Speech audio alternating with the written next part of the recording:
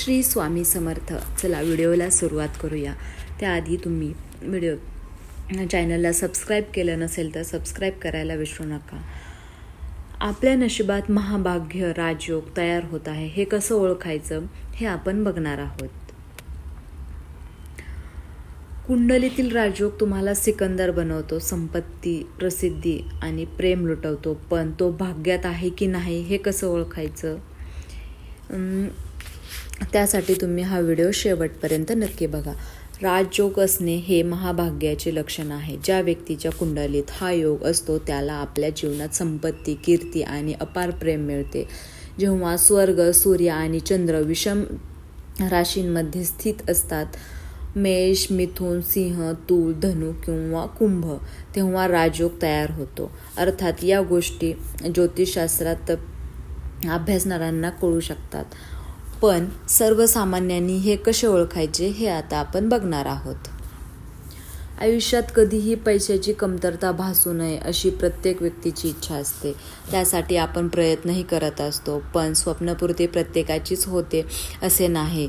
सर्वांनाच चांगले वाईट दिवस सहन करावे तर लागतातच. परंतु ज्योतिषशास्त्राच्या दृष्टिकोनातून ज्या लोकांच्या कुंडलीत महाभाग्य योग असतो त्यांच्या जीवनात प्रत्येक प्रकारचे यश मिळते. तर हा महाभाग्य राजयोग म्हणजे नक्की काय, कुंडलीत कधी तयार होतो? महाभाग्य राजयोग हा सर्वात शक्तिशाली आणि लोकप्रिय योगांपैकी एक मानला जातो. नावाप्रमाणेच महा म्हणजे मोठा आणि भाग्य म्हणजे नशिबाने मिळणारे यश. म्हणून महाभाग्य योग असणाऱ्या व्यक्तीला जीवनात अपार सौभाग्य प्राप्त होते.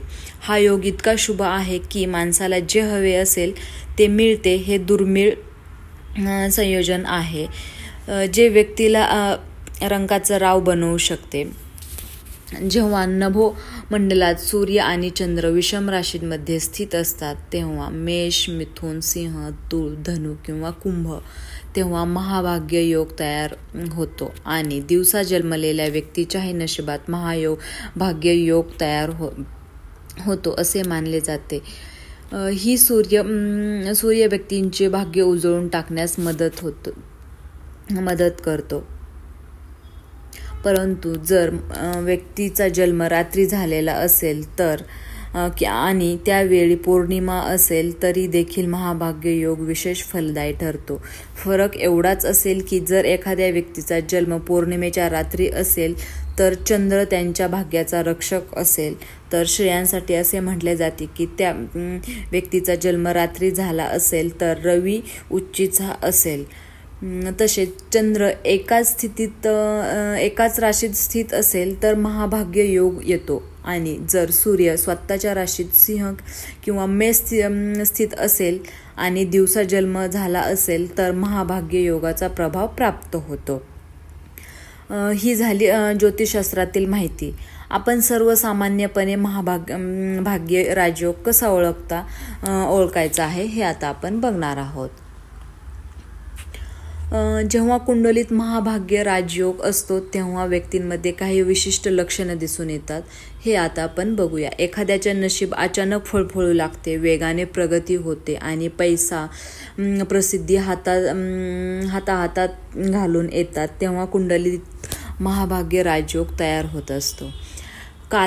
कालपर्यंत सर्वसामान्य असलेली व्यक्ती एखाद्या व्यक्तीने किंवा आजवर केलेल्या मेहनतीने अचानक प्रकाश झोतात येते आणि सर्वांना आपल्या यशाचे आश्चर्यचकित करते, तेव्हा महाभाग्य राजयोग तयार झालेला असतो.